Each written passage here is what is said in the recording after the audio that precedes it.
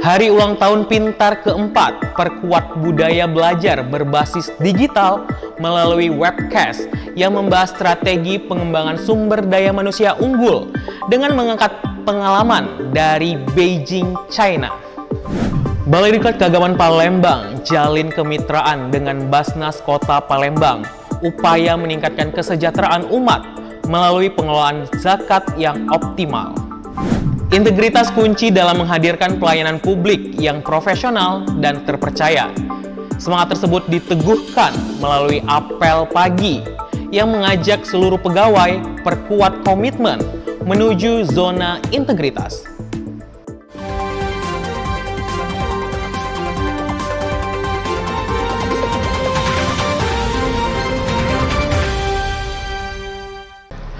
Assalamualaikum warahmatullahi wabarakatuh. Halo Sobat Cinta LTV. Kembali lagi dalam program acara Kabar LTV Sepekan yang membahas berita aktual seputar pendidikan, pelatihan, dan keagamaan.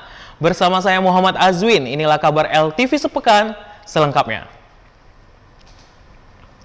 Hari ulang tahun pintar keempat, perkuat budaya belajar berbasis digital melalui webcast yang membahas strategi pengembangan sumber daya manusia unggul dengan mengangkat pengalaman dari Beijing, China.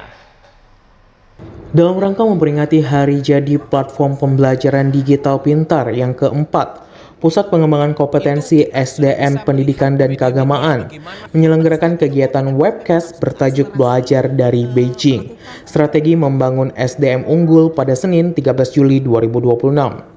Jadi dalam lembaga-lembaga pelatihan yang ada di Cina pun, mereka punya banyak lembaga pelatihan human resources dan mereka sudah mengadopsi konsep korpu secara penuh. Jadi konsep korpu yang mereka punya itu adalah bagaimana perusahaan-perusahaan atau pemerintahan dalam hal ini dia punya lembaga pelatihan sendiri, di mana lembaga pelatihan ini langsung menjawab kebutuhan apa yang diperlukan di perusahaan atau pemerintahan tersebut.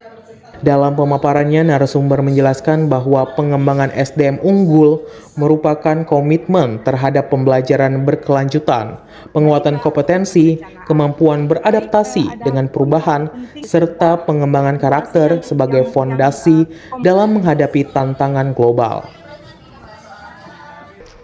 Semangat musyawarah dan komitmen bersama menjadi titik awal penguatan peran Kopri sebagai wadah pemersatu ASN, sekaligus memperkokoh kebersamaan dalam mendukung pelaksanaan tugas dan pelayanan.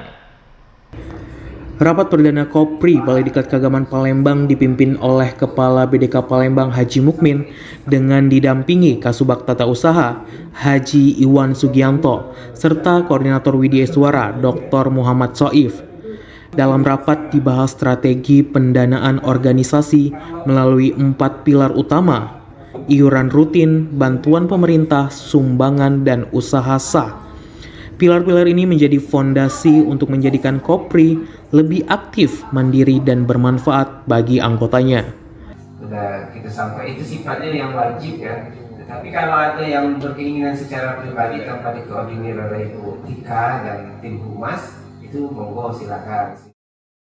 Rapat perdana Kopri BDK Palembang ditutup dengan semangat kebersamaan. Para peserta membawa pulang harapan baru. Kopri bukan hanya organisasi formal, tetapi rumah besar yang terus hidup, tumbuh, dan menyatukan ASN dalam cita-cita bersama. Balai Diklat Keagamaan Palembang jalin kemitraan dengan Basnas Kota Palembang, upaya meningkatkan kesejahteraan umat melalui pengelolaan zakat yang optimal. Kerjasama ini berfokus pada peningkatan kualitas dan kapasitas sumber daya manusia dalam pengelolaan zakat, infak, dan sedekah di wilayah Kota Palembang. Prosesi penandatanganan nota kesepahaman atau MOU dilakukan langsung oleh Kepala BDK Palembang dan Ketua Basnas Kota Palembang, disaksikan oleh jajaran pejabat dari kedua instansi. Kepala BDK Palembang Haji Mukmin menyampaikan bahwa kerjasama ini merupakan langkah nyata BDK Palembang untuk memperluas kebermanfaat program pelatihan tidak hanya di internal Kementerian Agama, tetapi juga bagi lembaga pengelola zakat. Kita cari talenta-talenta terbaik untuk mengelola rumah sehat Basnas ini. Nah, jangan sampai ya tidak profesional dalam pengelolaan klinik.